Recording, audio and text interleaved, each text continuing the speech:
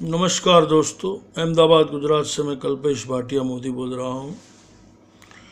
गाय के लिए एक दूसरे को जो मार रहे हैं उसको मैं कुछ मैसेज देना चाहता हूँ।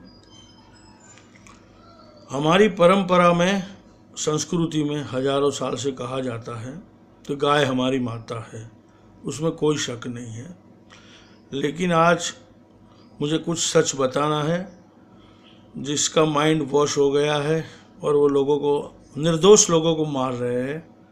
हम गाय को कैसे पालते हैं, क्या करते हैं, मैं कुछ कह रहा हूँ। गाय को पालने वाले गौरक्षक होते हैं, गोपालक होते हैं, और ये जो गौरक्षक हो गए हैं जो दूसरे को मारते हैं।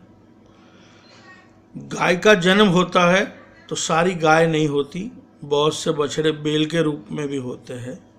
तो जो गाय को पालने वाले होते हैं वो आज से नहीं, सालों से पहले खेत में जो बेल की तरह बेल होते थे वो काम में आते थे तो उसको बेच देते थे।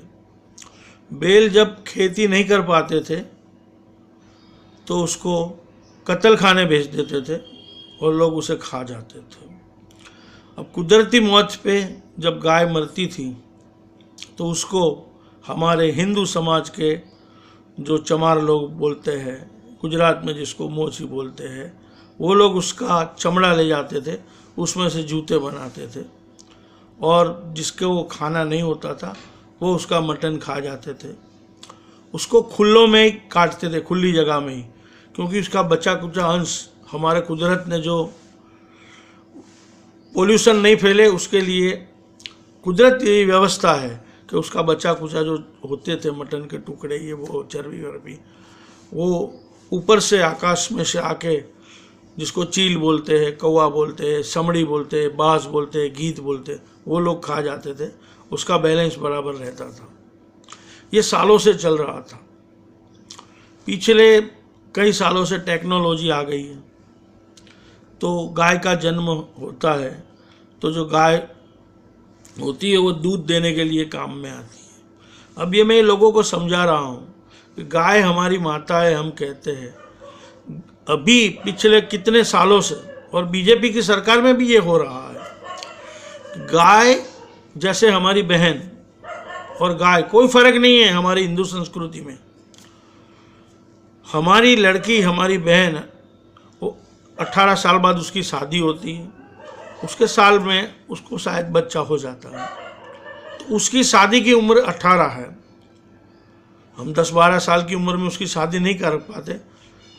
ऐसा ही गाय में हो गया है कि ये टेक्नोलॉजी के हिसाब से गाय बहुत छोटी होती है, तब उसका ज़बरदस्ती बेल से मिलन करवाया जाता है, उसको इंजेक्शन देके उसको प्रेग्नेंट किया जाता है ताकि वो प्रेग्नेंट हो जाए, किसी और बछड़े को जन्म दे और उसका दूध हमें मिलना चालू हो।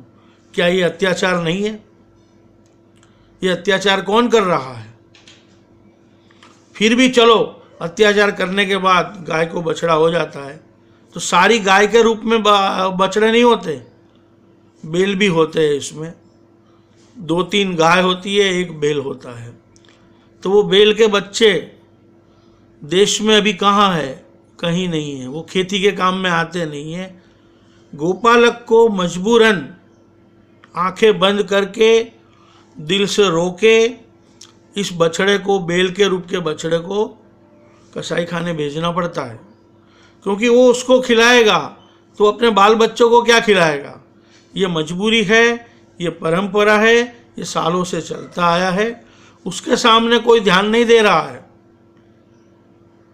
कि भाई कोई एक कौम के आदमी ने गाय ली, उसको तुमने मार दिया। ये गलत बात है। हमको समझने की जरूरत है, हमको सुधरने की जरूरत है। हमको वोट के लिए किसी निर्दोष आदमी को मारने की जरूरत नहीं है।